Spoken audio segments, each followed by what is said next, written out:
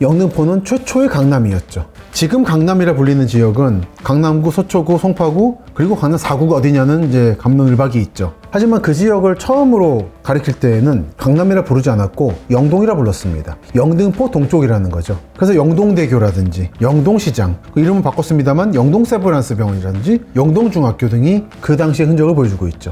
영등포가 중심에 있고 그 동쪽에 있는 게 영동. 그 영등포에 가보시면 영중도 있고 영서도 있습니다.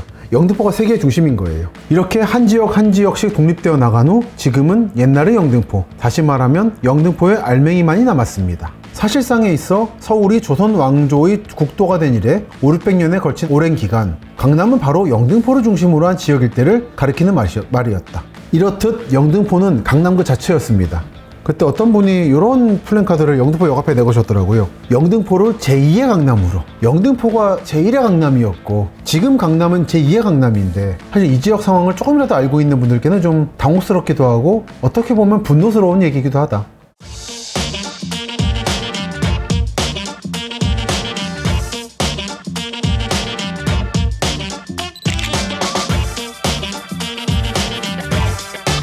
안녕하십니까. 여러분의 도시로 찾아가는 김시석입니다. 오늘은 오랜만에 서울 이야기를 해보려 합니다. 서울 이야기라고 하면 제가 도시하사 시즌1에서 3명의 프로분, 김프로, 2프로, 정프로님과 함께 말씀 나눈 적이 있죠. 그리고 요즘에는 시즌3로 동남권을 하고 있습니다. 그래서 동남권 이야기를 하는 중에 한 번씩 특집식으로 서울구, 그리고 나아가서 경기도 몇몇 도시들에 대해서 중간중간 특집식으로 말씀을 드리면 어떻겠는가 생각을 하게 됐습니다. 그래서 어디를 제일 먼저 할까 하다가 역시 저에게 서울이라 그러면 영등포구입니다. 그래서 영등포구에 대한 특집을 2번 정도 진행하려 합니다. 영등포라고 하면 여러분들에게는 어떤 이미지가 떠오를지 모르겠습니다. 저에게 영등포는 영등포만의 페이소스가 있는 그런 느낌으로 다가옵니다. 공업도시이자 강도 있고 약간 짠한 느낌이 있죠. 그리고 영등포 역 앞에 저녁에 지인들과 한잔 하려고 제가 자주 가는 골목식당이라든지 또는 만두 전문점, 호프집에 가기 위해서 걷다 보면 느껴지는 이 강남도 아니고 사대문도 아닌 영등포 거리만의 그 느낌, 그런 게 있습니다. 그러니까 제가 지금 강남도 아니고 사대문도 아니라고 말씀드렸는데 그 영등포는 서울을 이루는 세 개의 핵심 지역, 사대문 지역, 영등포 지역, 강남 지역, 예전 영동 지역이었죠. 이 셋 중에 자신의 정체성을 가지고 있는 또 하나의 지역입니다. 요즘에 서울 다른 지역 분들이 영등포로 잘 안 가고, 그리고 영등포라 그러면 인천으로 가는 관문이라서 경인이라고도 하죠. 이 경인이라고 할 때 서울과 인천이라고 하는 뜻이지만 사실은 영등포가 인천입니다. 근데 인천에 대한 서울 시민들의 인식이 약해지면서 덩달아서 영등포에 대한 이미지도 약해진 게 있습니다만 여전히 영등포에 가면 여기는 사대문도 아니고 강남도 아닌 영등포다라는 그 독자적인 정체성이 느껴집니다. 그리고 아울러서 영등포는 최초의 강남이었죠. 시즌1 때도 잠깐 말씀을 드렸습니다만, 그리고 방금도 말씀드렸지만 지금 강남이라 불리는 지역은 강남구, 서초구, 송파구, 그리고 강남 4구가 어디냐는 이제 갑론을박이 있죠. 하지만 그 지역을 처음으로 가리킬 때에는 강남이라 부르지 않았고 영동이라 불렀습니다. 영등포 동쪽이라는 거죠. 그래서 영동대교라든지 영동시장, 그 이름은 바꿨습니다만 영동세브란스 병원이라든지 영동중학교 등이 그 당시의 흔적을 보여주고 있죠. 영등포가 중심에 있고 그 동쪽에 있는 게 영동. 그 영등포에 가보시면 영중도 있고 영서도 있습니다. 영등포가 세계의 중심인 거예요. 그런 영등포였던 거죠. 그래서 제가 지금 사진 한 장을 보여드리려고 합니다. 1991년에 나온 영등포 구지, 영등포 구의 사항들을 정리한 책입니다. 전국 각지의 시나 군, 읍, 면 등에는 이런 구지나 읍지 같은 게 나옵니다. 그런데 서울시의 25개 구 중에 구지가 제일 처음 나온 게 영등포예요.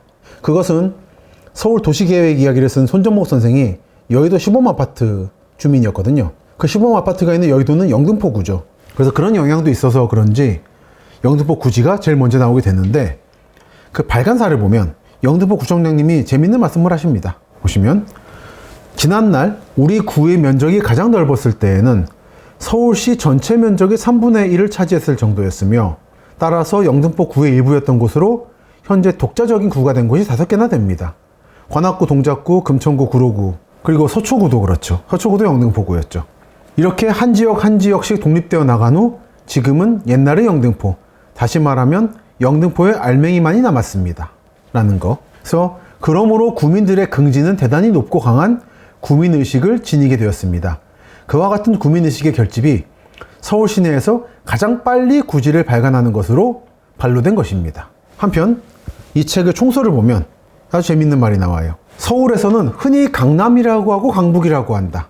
최근에 와서 강남이라는 말은 영등포에서 동쪽으로 훨씬 멀리 떨어진 지역을 가리키는 대명사가 되다시피 했지만 그것은 그 지역 일대가 비교적 근래에 와서 개발되었기 때문이다. 사실상에 있어 서울이 조선 왕조의 국도가 된 이래 500~600년에 걸친 오랜 기간 강남은 바로 영등포를 중심으로 한 지역 일대를 가리키는 말이었다. 영동, 저실, 저자도 잠실이죠. 잠실 개발이 본격화되는 70년대 초까지만 하더라도 서울의 강남은 영등포 지역 그 자체였고 그 밖의 아무것도 아니었다. 그러다 보니까 이게 지금 보시는 게 현재 영등포구인데 보시면 영등포구에 강남이라는 지명이 이렇게 많습니다. 강남중화요리집 또는 한림대학교 강남성심병원, 그리고 특히 당산 쪽에 가면 강남캐슬, 강남열쇠, 강남모텔 등 이런 상황을 모르고 오시는 분들은 여기는 강남이 아니라 영등포인데 왜 여기 강남이 있냐고 물어보시는데 여기가 강남이에요. 여기가 강남이었어요. 그래서 당연하게 있는 겁니다. 그리고 서울 강남초등학교가 동작구에 있습니다. 이거는 동작구가 예전에 관악구였고 그 전에 영등포구였기 때문입니다. 또는 강남중학교도 동작구 대방동에 있는데 여기는 예전에 영등포였죠. 그 전에는 관악구였고 그 전에 영등포구였습니다. 이렇게 보면 지금도 영등포가 강남인 겁니다. 저는 개인적으로 영동시장을 자주 가는데 다른 지역 분들께 영동시장이 어딘지 보여드리면 강남구 논현동에 있는 게 영동시장입니다. 대략 7호선 신분당선 사이에 있는 영동 논현역부터 거기에 넘어와서부터 야트막한 내리막길이 있어서 교보타워 사거리까지 이어지는 신논현역까지 이어지는 요 블럭을 영동시장이라고 그러는데 갈 때마다 저 어릴 때부터 잠실 살 때나 반포 살 때부터 여기를 자주 들락거렸거든요. 아버지하고 함께. 근데 그때 분위기가 아직도 남아있어요. 그래서 여기는 영동 지역, 그러니까 지금의 강남 지역이 개발될 때부터의 분위기가 고스란히 남아있는 이게 원래 강남이었지. 그런 느낌을 이 영동시장에 갈 때마다 받고 납니다. 여담인데 여기에 육회집이 하나 있습니다. 그 육회집은 도축장에서 그때마다 고기를 떼오셔가지고 아주 신선합니다.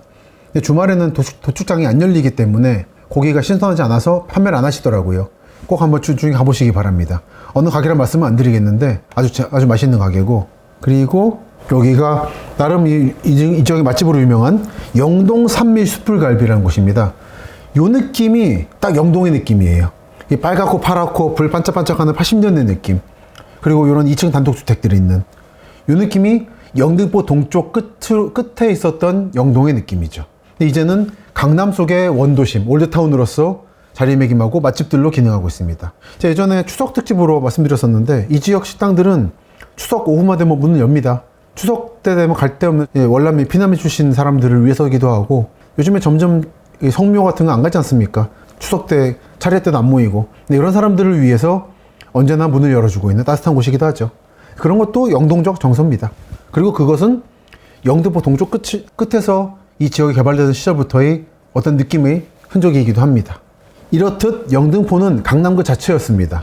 그러던 것이 2018년에 제가 처음으로 답사책인 서울선언을 내고 어떤 신문사의 기자와 인터뷰를 하기 위해서 영등포역에 갔어요. 그때 어떤 분이 이런 플랜카드를 영등포역 앞에 내거셨더라고요. 영등포를 제2의 강남으로. 저는 아주 황당해가지고 이거를 사진 찍었는데, 영등포가 제1의 강남이었고 지금 강남은 제2의 강남인데 영등포를 제2의 강남으로 만든다는 것은 사실 이 지역 상황을 조금이라도 알고 있는 분들께는 좀 당혹스럽기도 하고 어떻게 보면 분노스러운 얘기이기도 하다. 아까 보여드렸던 영등포 구지가 만들어진 게 91년입니다. 그때까지만 해도 영등포가 강남이었다는 의식이 남아있어서 90년대 중반까지 신문을 봐도 서강남, 동강남이라는 말을 써요. 근데 그랬던 것이 이제는 영등포가 완전히 강남이라는 이름을 뺏겨버렸다. 그러다 보니까 이런 얘기까지 나오게 되었다라는. 만약에 영등포가 강남이 된다고 하면 세 번째 강남인 거죠. 원강남이었다가 강남 이름을 뺏겼다가 다시 강남 이름을 찾아왔다는 뜻으로서 세 번째 강남이 되겠다고 하면 말이 될 겁니다. 이런 것이 지금까지 말씀드린 것이 영등포가 가지고 있는 독특한 성격을 보여줍니다. 지금 제가 보여드리는 지도는 1910년에 조선 총독부가 작성한 5만 분의 1 지도입니다. 여기는 여러분께는 영등포가 공업도시이자 밀집된 도시지역으로 기억나실 이미지가 있으실 텐데요. 그렇게 되기 전에 영등포가 그려져 있습니다. 보시면 율도동, 밤섬이죠. 그리고 여의도, 국회사당 있는 쪽입니다. 보시면 약간 산이에요. 여기는 양말산이라고 불렀죠. 양과 말을 따라서 양말산이고, 여름에 한강물이 넘치면 이 율도동 지역하고 여의도 지역만 산이 있어서 주민들이 모여들었다라고. 그랬다가 이 여의도 지역에 있는 산을 깎아서 만든 게 국회사당이라고 하죠. 그리고 율도동을 폭파시켜서 만든 게 여의도, 지금의 신도시 여의도입니다. 보시면 양진리, 얘가 선유도 공원인 쪽입니다. 그리고 양평리, 지금도 양평역이 있죠. 수도권전철 5호선. 당산리가 보이고요. 그 영등포로 적혀 있는데 위에 그 아래 시흥이라 적혀 있습니다. 이 당시는 경기도 시흥군 상북면이었습니다. 이때 보시면 경부선, 경인선 철도 주변으로는 약간 도시화가 이루어져 있었고요. 지금 번화한 당산동이니 시청 있는 쪽이라든지 양평 같은 데는 텅 비어 있었습니다. 그 아래쪽을 보면 도야밀이라든지, 이게 도림 지역이죠.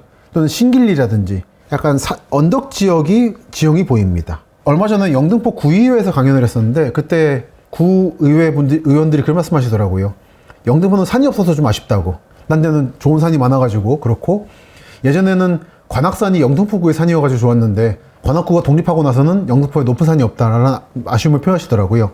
근데 지도를 보시면 큰 틀에서 경부선 남쪽 지역은 언덕이자 산입니다.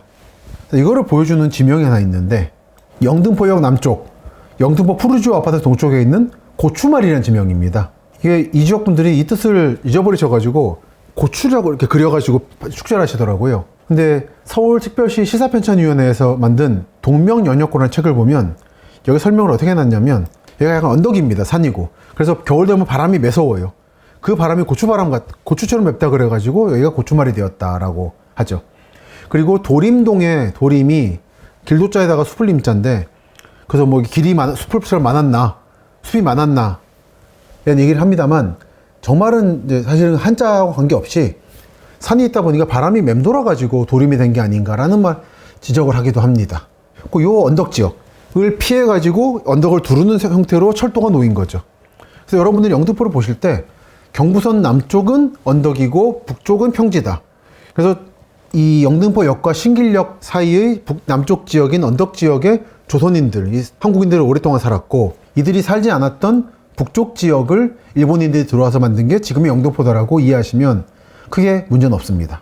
그래서 이게 보시면 아래쪽은 노량본동이라든지 가차산이라든지 옥망리라든지 또는 도야밀이라든지 마을들이 형성되어 있고요. 여기 조선시대 때부터 있던 마을들입니다. 역 북쪽으로 나 있는 것들은 신시가지인데 1910년대 신시가지인 거죠. 이걸 하나 기억해 주시기 바라고요. 다음 지도는 제가 자주 보여드렸죠. 1936년에 항공사진을 바탕으로 작성한 대경성부 대관이라는 지도입니다. 이 지도에 대경성이라는 개념하에 지도를 보시면 인천 계양장과 영등포와 흑석동이 나와 있어요. 이것까지 포함하는 게 대경성인 겁니다. 이 중에 영등포를 보겠습니다. 이건 한양대 건축학과 교수셨던 토미 마사노리 선생께서 찍으시고 저에게 제공해 주신 겁니다. 사용 허가를 받았고 매번 이렇게 출처를 밝히고 사용하고 있습니다. 보시면 지도가 지금 사진이 쪼개져 있는데 먼저 보겠습니다. 경부 본선, 이게 경부선이자 경인선이죠. 그 아래쪽에 대일본 비루, 다이니폰 비루라고 있는 게 이게 하이트 맥주, 크라운 맥주죠. 지금의 푸르지오 아파트 자리가 거기입니다.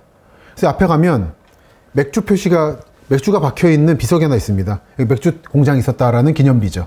그 북쪽으로 보면 시흥 군청이 있습니다. 경기도 시흥은 군청 수재 지역으로 영등포는 처음 발전했어요. 그러다가 이게 영등포 지역으로서 경성부에 붙어버리면서 시흥은 표류하기 시작하죠. 점점 중심이 남쪽으로 내려가면서 결국 지금의 시흥시까지 이어졌고, 지금 시흥시는 조선시대의 시흥군과는 땅이 겹치지 않는 상황에 이르렀습니다. 그 위에 보시면 종방, 이게 가네보입니다. 가네가 후치인데 가네보라고 하고, 여러분이 아시는 화장품 가네보가 이거예요. 종방이에요. 종방 공장, 각종 공장이 있고 조선 염색이라든지, 그 위에 보시면 논 한가운데 마을들이 보입니다. 요 마을 길이 지금도 보면 영등포 청과시장 근처인데요. 이렇게 고스란히 남아 있습니다. 저는 이런 길을 걸을 때마다 영등포가 도시화되기 전에 논길을 걷는다는 생각을 하면서 걷습니다. 제가 즐겨하는 답사가 서울 강남 속의 경기도 논길 걷기 또는 서울 강남 속의 경기도 농촌마을 탐색하기인데, 그와 동시에 많이 하는 게 1939년에 택지 개발되기 전의 영등포 옛길 걷기입니다. 그러니까 이런 길들이 남아있는 거는 도시 개발이 너무나도 성급하게 빠르게 이루어지고 넓은 땅을 한꺼번에 개발하려다 보니까 재적지가 생겼다는 걸 뜻합니다. 강남도 그렇고 영등포도 그렇죠. 여기 비해서 요즘 택지 개발하는 곳들, 예를 들어 평택 고덕신도시라든지 또는 양산 물금신도시 같은 곳들은 계획을 천천히 세우고 재적지가 없도록 개발을 하기 때문에 이렇게 예전의 마을이나 길의 흔적이 남지 않습니다. 보면 길들이 참 꾸불꾸불해요. 이런 길들을 걸으실 때는 그냥 길이 이상하다 생각하지 마시고 뭔가 사연이 있다 라고 생각하시면 되겠습니다. 제가 종종 강조하지 않습니까? 어떤 지역, 어떤 도시의 역사를 마지막까지 남기는 것은 유물이나 건물이 아니라 길이라고. 그래서 제가 대서울의 길이라는 책을 쓰기도 했죠. 인간의 기억에 마지막까지 남는 건 길입니다. 그리고 택지 개발을 통해서 그 길까지 사라지면 그 지역은 역사가 사라지는 거예요. 그래서 이게 36년 상태부터 보이던 길이라는 거. 그리고 이쪽을 보시면 영등포 여기 보이고요. 철도 관사가 보이고 도림정이 보입니다. 신길정 보이고, 이게 도림동이고 신길동이죠. 쇼와비루가 이게 오비맥주입니다. 지금은 영등포 공원으로 되어 있고, 옛날 오비맥주가 가지고 있던 담근솥, 그러니까 맥주 끓이던 솥이 전시되어 있죠. 그때 한번 말씀드렸습니다만 여담이지만 오비맥주 공장 옆에서 운영하던 호프집이 인기가 좋았다고 하죠. 일설에는 파이프를 꽂아가지고 그 맥주를 빼돌려가지고 제공했기 때문에 신선했다라는 말이 있기도 합니다. 뭐 사실 같지는 않지만요. 그리고 영등포역 오른쪽에 보면 경전 출장소라고 있습니다. 경성 전기 출장소인데 지금은 딱 그 위치에 한전이 있습니다. 이것도 제가 말씀드리는 행정의 연속성이죠. 올라가면 니시홍간지가 있고 경성방직, 김성수가 만든 경성방직이죠. 지금은 한동안 경방으로 불리다가 지금 타임스퀘어가 이 자리에 들어서 있습니다. 그리고 여기 철길, 비스듬하게 휘어 올라가는 철길은 지금 고가도로가 되어 있고요. 요 고토부키초, 수라서 있는 근처에 밀가루 공장, 목조로 지은 밀가루 공장인 대선제분이 있죠. 좀 더 올라가면 영등포 정이라 써 있는 위치에도 블럭이 많이 보입니다. 꼬불꼬불한 집들이 보이죠. 다 계량기와집들입니다. 자, 늘 강조하는 거지만 계량기와집, 20세기에 만든 도시형 한옥은 서촌 북촌에만 있는 게 아닙니다. 제일 많이 있는 건 도남동이라든지 성북동 이쪽이고 영등포 쪽에도 많이 남아 있습니다. 이 36년 지도 같은 걸 들고 다니다 보면 많이 볼 수 있어요. 근데 사대문 안에만 역사가 있고 사대문 안에 있는 건물만 가치가 있다는 문화적인 차별주의 때문에 서촌 북촌은 없어진 기와집을 복원하고 새로 짓는 반면 영등포나 도남동에 있는 기와집들은 재건축 대상이 돼서 헐리고 있다는 게 제가 늘 안타까워하는 점이죠. 올라가시면 이제 용산 제작창 있고 기와공장 있고 영산 공작소, 요 근처에는 한동안 철도 아파트가 있었고요. 철도 공작창이 있었습니다. 철도 관련 기관차 같은 거 수리하는 시설이었죠. 그래서 한때는 용산에 있었던 시외터미널을 이쪽 이 위치로 옮기려고 했었던 것 같습니다. 근데 그게 무산되고 옮겨간 게 지금의 남부터미널이죠. 올라가면 당산정이 있다. 이 위치는 지금의 수도권전철 2호선 당산역 자리입니다. 이것이 영등포가 지금과 같이 택지 개발되기 직전, 공장들은 조금씩 논밭 사이로 들어오던 시점의 상황입니다. 그리고 나서 1938년입니다. 아까 말씀드린 대경성부 대관이 만들어진 2년 뒤입니다. 경성부가 만든 영등포 및 도남동 지역 토지구역 정리사업 문서입니다. 여기에 이런 지도가 실려 있습니다. 지금도 이 지도를 들고 영등포를 그대로 답사할 수 있어요. 그 답사한 결과를 제가 갈등도시라는 책에서 영등포 챕터에 집어넣습니다. 이 지도를 보면 이렇게 까맣게 되어 있는 지역들이 있는데 이게 아까 보셨던 1910년 지도나 36년 지도에 마을들이 들어서 있는 지역입니다. 그러니까 이미 도시화가 됐기 때문에 이쪽을 재척한 겁니다. 뺐다는 겁니다.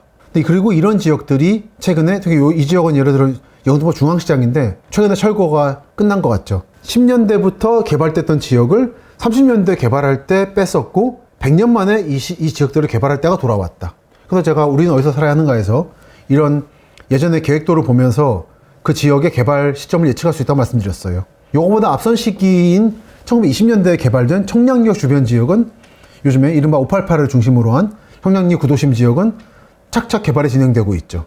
그런 의미에서 영등포 38년 지도에 재촉지로 나와 있는 곳들도 때가 도래하고 있다고 생각하고 있습니다. 그리고 여기가 당산역 자리고요. 여기가 당산동 육가인데, 당산이란 말대로 사당, 그러니까 신들을 모시는 그런 산이 있었습니다. 여기 좀 더 언덕바지예요. 가보면 나무가 하나 있는데, 이 나무는 1925년 을충년 홍수 때 다 물에 잠기고 여기만 산이 있어가지고 마을 사람들이 나무에 매달려 살았다라고. 그래서 이 나무를 모시고 주변에 당산동 부근당을 만들었다는 전설이 있는 곳입니다. 그래서 38년에 개발을 하면서도 이 아래쪽 지역은 개발했고 이 조선인들이 살던 마을 지역은 남겨둔 겁니다. 그래서 지금도 지도를 보시면 이렇게 되어 있습니다.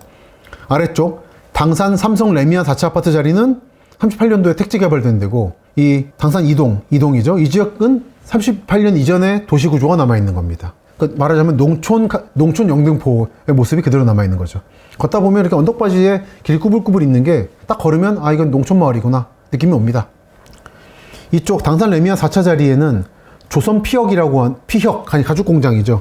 피혁이라고 하는 당시 식민지 시기에 아시아 최대 규모의 가죽 공장이 있다가 강남 맨션이 들어왔다가 지금은 이렇게 아파트로 바뀌었습니다. 이 지역들이 공장이 많이 들어오다 보니까 블록들이 네모네요. 그래서 그 공장 빠진 다음에 아파트 집어넣기 좋았던 겁니다. 그래서 이쪽에 아파트가 많죠. 물론 그러는 중에도 화석처럼 예를 들어 이런 식으로 보시면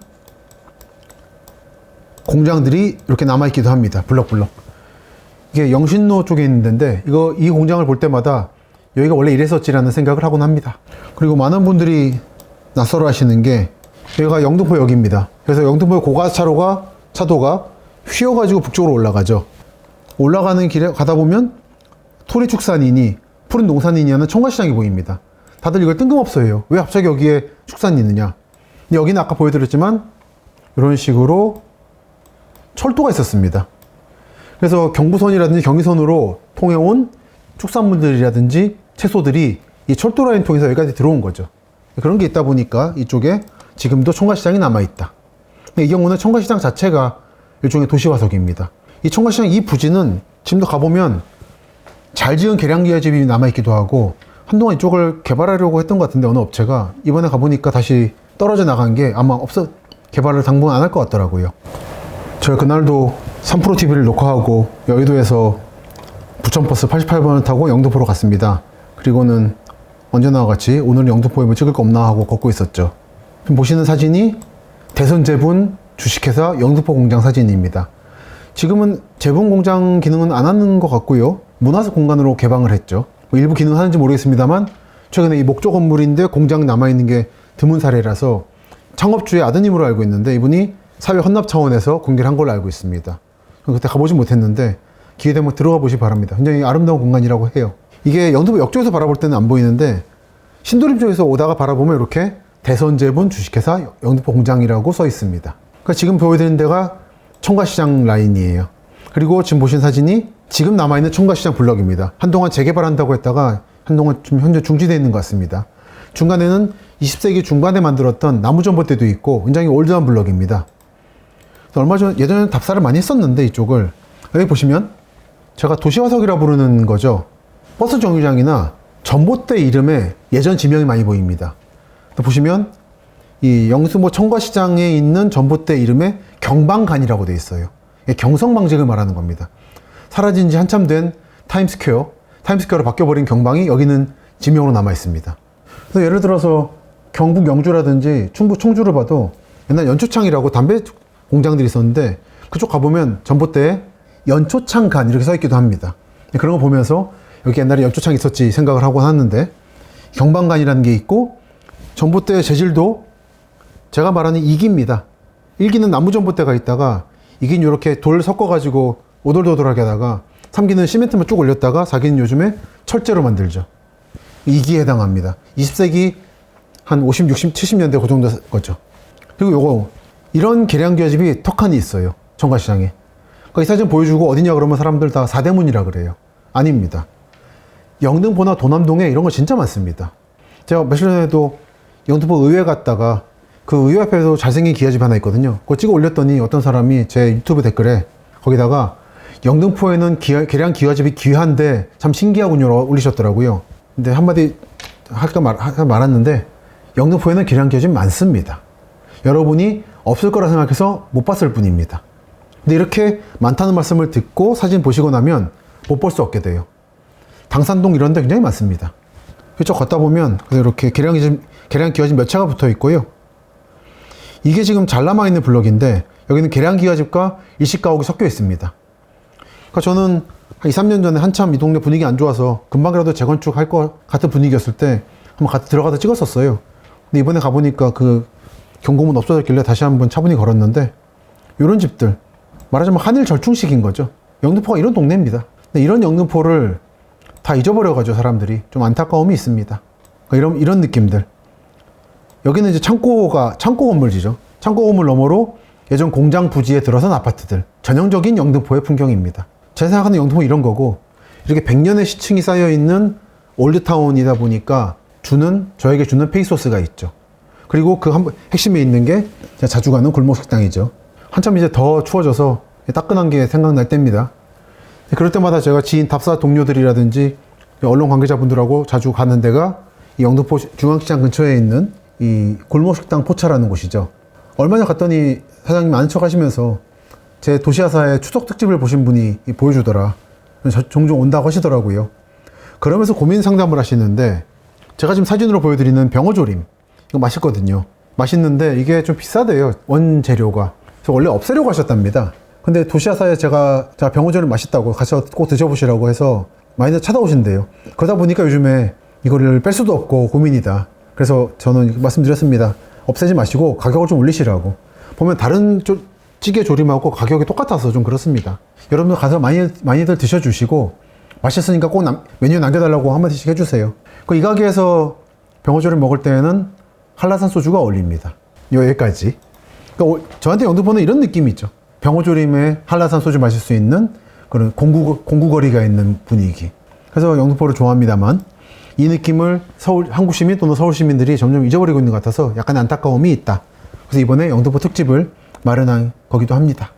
이 지도는 1930년대에 나왔던 경성에 처음 오는 일본인들을 위해서 관광 안내를 해주는 팜플렛입니다. 일명 찌라시라고도 하죠.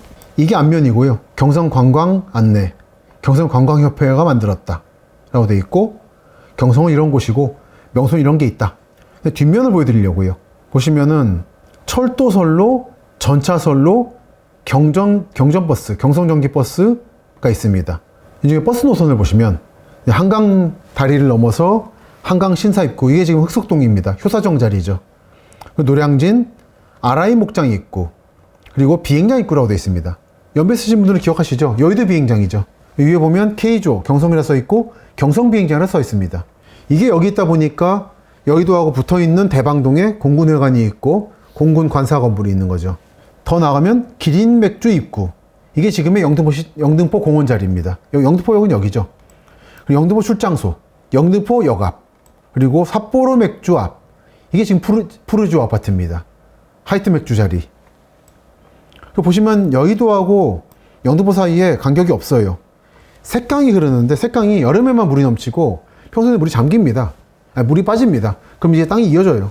한동안은 색강도 메워서 공유수면 매립을 한 다음에 아파트 만들자는 얘기가 있었는데 84년 홍수 때 이 색강이 물을 크게 잡아줬습니다. 그래서 그때 사람들이 색강이 그냥 불필요한 게 아니라 홍수 조절 기능이 있구나라는 걸 깨닫고 색강 매립 논의가 사라졌죠. 그래서 여러분들이 지금도 여의도와 영등포를 걸으시다 보면 색강을 보실 수 있습니다. 그래서 이렇게 해서 사람들이 여행을 다녔다. 영등포는 이런 느낌이었다는 거죠. 한편 이 지도는 1927년에 나온 취미의 조선여행이라는 지도입니다. 책입니다. 여행 안내 책자인데 거기에 실려있는 전국 지도예요.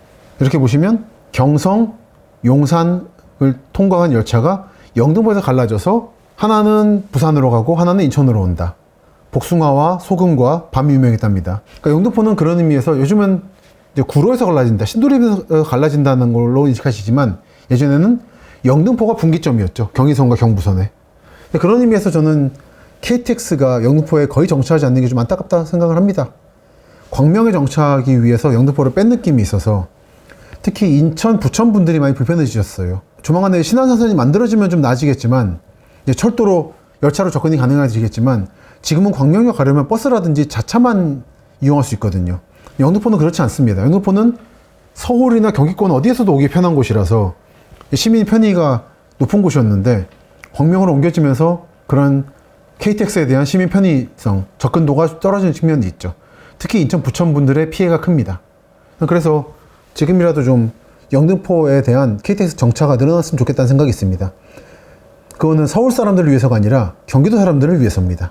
방금 전에 1938년의 영등포, 좁은 의미의 영등포죠. 경부선 경의선 라인 북쪽에 있는 영등포, 그 지역에 대한 토지구의 정리사업 평면도를 보여드렸습니다. 지금 보여드리는 것은 경성 번대방정 주택 배치도라는 겁니다. 보시면 여기가 대방역 자리고요.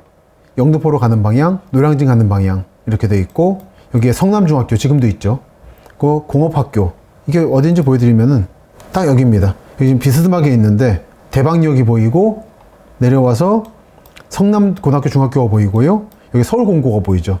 이 서울공고가 여기에 있는 이 공립공업학교입니다. 그리고 옆에 보시면 조선전기공업학교 부지로 되어 있는데 이 학교는 들어오지 못했습니다. 그래서 블록은 똑같이 남아있는데 이쪽은 약간의 난개발이 되어 있죠. 학교 부지만 남은 채로 일본이 패전하고 떠난 다음에 시민들이 와서 산 것 같습니다. 그래서 여기 보면 도시 블록이 무너져 있어요. 여기는 무너져 있는데 주변 지역은 반듯하게 나 있습니다.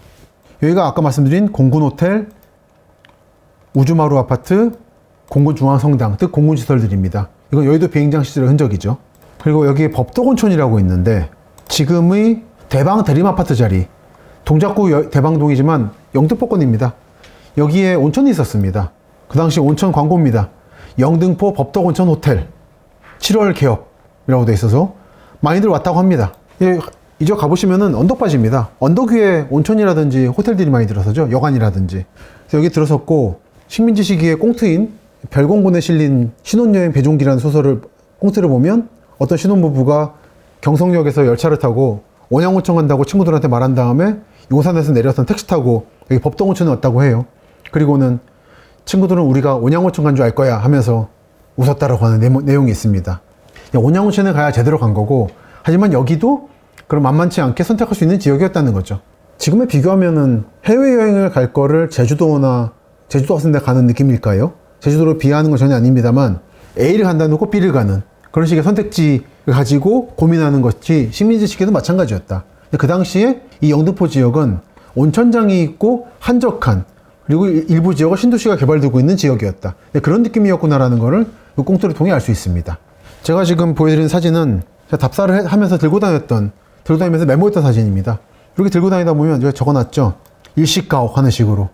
딱 개발 지역의 끄트머리에 여기부터는 경사가 가팔라집니다. 그래서 개발을 당시 안 한 건데 이 지역에는 아직도 개발이 어려워서 일식가옥들이 남아있더라고요. 도시 답사하다 보면 이상한 건물들이 이상한 위치에 있는 경우가 있습니다. 그럴 때는 이런 개발도하고 맞춰보면 여기가 그 당시 개발의 끄트머리라서 이렇게 됐구나라는 거를 짐작할 수 있죠. 여기는 캠프 그레이라고 미군기지 있었고요. 지금은 여성재단 들어와 있습니다. 이것도 제가 종종 보여드렸습니다. 동작구 상도동 답사할 때는 이 지도를 씁니다. 상도 부유지 안내도. 경성부가 가지고 있는 상도지역 택지개발지역을 이렇게 안내해 준 겁니다. 이 위가 상도역이고요. 여기는 당시는 딱 막혀 있었지만 지금은 뚫려 있는 상도터널이 있는 상도동 핵심 지역이고요. 여기에 강남공립국민학교, 지금의 강남초등학교 자리입니다. 여기가 강남인 거죠. 그 아래 가면 숭실대입구역이 있습니다. 보시면 약간 지형들이 재밌어요. 이렇게 동글동글한 게 보이는데 이걸 보시면 위치상 여기입니다. 이 김영삼 도서관이 있고 한데 이렇게 보시면 북쪽은 상도터널이 만들어지고 왼쪽으로 아파트가 만들어지면서 무너져 버렸는데 남쪽으로는 보시다시피 몇 겹으로 동글동글하게 집원들이 빼곡하게 들어서 있습니다. 여기는 지금도 일본식 나가야 건물이, 상가 건물들이 남아 있습니다. 어떻게? 딱 이런 느낌으로 4겹이 남아 있어요. 그 둥글었습니다. 이게 그 당시 여기인 거죠. 하나, 둘, 셋. 그리고 여기 보시면 공원 부지 이런 데들은 지금도 이렇게 햇님 어린이 공원이라든지 남아 있습니다. 그리고 이쪽에도 공원이 하나 있어야 되는데 없어졌어요. 이거를 제가 갈등도시라는 책에 소개했었는데 공원 부지를 답사로 갔더니 집이 있는데 폐허더라고요. 그리고 제가 답사를 하고 있으니까 옆에 빌라에서 아주머니 나오시더니 구청에서 나왔냐고, 아니라고 했더니 그분 하시는 말씀이 여기가 원래 공원 부지인데 누가 집을 짓고 있어서 가끔 구청 직원들이 와서 퇴거 명령을 하곤 한다. 근데 그때 공원부지로 지정된 거는 일제 된 거죠. 제가 그때부터 느꼈습니다. 행정의 연속성이란 거는 국가와 민족을 따지지 않는구나. 공무원들은 선배 공무원이 앞에 한 게 있으면은 그거를 추수하는구나라는, 따라가는구나라는 거. 그래서 강조하는 거죠. 1960년대까지 한국의 도시계획은 꼭 서울뿐 아니라 광주도, 부산도, 청주도 기본적으로 식민지 때 만들어진 구상을 실현하는 과정이었습니다. 그게 어느 정도 실현된 다음에 한국인 공무원의 손에 의한 그 다음 단계 도시계획이 이루어지는 거죠. 그래서 이 지도를, 평면도를 들고 걷다 보면 이런 답사가 가능해집니다. 여기 공원 자리에는 현재 이렇게 강남 아파트라고 되어 있습니다. 강남시장이라고 있고, 여기도 강남이니까요. 영등포였으니까. 그리고 일부는 숭실대학교가 차지했습니다. 그 이쪽 숭실대 입구 교차로. 여기가 이 동굴 몇 겹이 쌓여있는 여기입니다. 이 블럭입니다. 이걸 넘어가면 관악구인 거죠. 그래서 아마 식민지 시기가 좀 이어졌으면은 흑석동에 이어서 관악구 지역, 지금의 서울대 입구역 주변도 다음 순서로 개발했을 가능성이 있습니다. 근데 그때 일본이 패전하고 서울 남부의 확장이 중단되면서 이쪽은 한 50여 년간 묶여버리고 이 지역은 철거민촌으로서 봉천동 산일번지 이런 식으로 성격을 바꾸게 되죠. 여기가 재밌었는데 숭실대 다른 출입구입니다. 보면 이게 동그랗게 교차로가 있었어요. 근데 지금 가보면은 이렇게 돼 있습니다.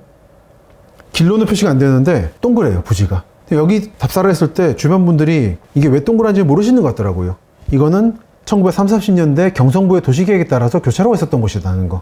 이때도 마찬가지로 이 지도를 들고 답사를 해보니까 이게 강남 아파트고요. 원래 공원 부지였습니다, 여기는. 그리고 여기 계단 위에 보이는 집, 이 자리가 원래 공원 부지인데 집이 들어있었고, 저 찍고 있으니까 주민이 나오셔서 여기 원래 공원 부지라고 구청 직원들이 온다라는 말씀을 해주셨습니다. 상도동에 대해서도 식민지 시기에 도시계획 평면도를 가지고 이렇게 답사하다 보니까 배우는 게 많더라고요. 저는 늘 강조하지만 땅을 보시거나 순수하게 답사를 하거나 임장을 하시거나 상관없이 앞에 문건들에 대해서, 정보들에 대해서 편견 없이 접근하시는 게 중요하다 생각을 합니다. 식민지 시기에 일본인이 만들었던, 그 당시 조선인이 만들었던, 박정희 전두환 때 군사정권이 만들었던 정보는 제 앞에서는 동일하게 취급돼야 됩니다. 그리고 우리는 어디서 살아야 하는가에서 강조했지만 민선시대 들어서, 지방자치제가 들어선 이후에 나오는 도시계획들은 시민의 여론 또는 민원이라는 것을 의식할 수밖에 없는 상태에서 만들어집니다. 또는 공무원 자체도 시민으로서 자신의 의향들이 들어가요. 근데 그 앞시기, 총독부든 박정희 전두환 정권이든 기본적으로 시민의 의견이라는 걸 좀 무시하는 상태에서 많이 계획을 진행했기 때문에 그 문건들에 담겨있는 내용들은 조금 더 냉정하게 그 지역에 대해서 평가를 합니다. 좋든 나쁜을 떠나서 그렇습니다. 그렇기 때문에 민주화가 있었던 다음 시기의 문건들과는 다른 형태로 이용할 가치가 있다. 그래서 두 개를 같이 비교해 보시다 보면은 누가 어느 유튜버가 이런 말을 하더라, 그런 거에 혹하지 않으시고 본인의 눈으로 이런 서류들을 통해서 그 땅의 궤적과 미래를 예측할 수 있는 힘을 기르시게 될 겁니다. 제가 좀 강조하는 게 있죠. 도시 기본계획 볼 때 뭐 하나 발표되면 거기에 일희일비하지 말고 그 앞에 나왔던 거하고 비교해 보시라고. 그럼 그 사이에 그 도시에서 뭐가 바뀌었고 앞으로 이 공무원들은 어떤 생각을 하고 있구나, 그래서 어떤 계획을 하고 싶어 하는구나라는 거를 알 수 있다는 거죠. 근데 이런 걸 비교하면서 보는 게 도시를 보는 게 습관돼 있는 저한테는 뭐 하나 나오면 너무 순진하게 받아들이시더라고요. 어떤 분은 보니까 도시 기본계획을 보면서 여기 보세요, 공무원들이 찍어준 땅입니다라고 하는데 그거대로 개발한다는 게 아니거든요. 여기를 개발하고 싶다는 건 공무원의 의사일 뿐인 거고, 정말 개발을 할지는 그 자체적인 동력이 따로 있는 겁니다. 근데 그 동력을 읽어내는 힘은 이번에 도시 기본계획과 앞에 걸 비교하는 거. 식민지 시기부터, 한국의 도시화가 시작된 개항 시기부터 식민지 시기, 군사정부 시기, 민주화 시기 기록들을 찬찬히 비교해 보는 데에서 그 힘이 만들어집니다. 저는 도시화사에서 이런저런 말씀드리고 있습니다만 여러분들께서 이 사람은 왜 이렇게 이런 얘기를 길게 하는가라는 생각을 하실 수 있을 거예요. 또는 어느 지역에 대해서 특히 투자적인 얘기도 아닌데 재미없다라고 여기실 수 있을 겁니다. 근데 그런 것들이 여러분들께 본인이 도시를 잃는 힘을 기르시도록 하는, 그런 기르시길 바라는 마음에서 이렇게 가끔은 꼼꼼하게 말씀드리기도 하고, 제가 이런 방식으로 바라본다는 거를 전달해 드리고 싶은 거기도 하고, 그런 마음인 겁니다. 그래서 이해해 주시기 바라고요. 영등포 얘기는 아직 멀었습니다만 다음 시간에 한 번 정도 더 압축을 하고 그 다음에 한 1, 2년 뒤에 다시 한번 기회가 있으면 또 말씀을 드리도록 하겠습니다. 서울에도 구가 많고 경기도에도 시군이 많습니다. 이번 시즌3에 중간중간 섞어가면서 그런 서울과 경기도 지역들을 빠르게 훑어보도록 하겠습니다. 오늘은 이만 마치겠습니다. 수고하셨습니다.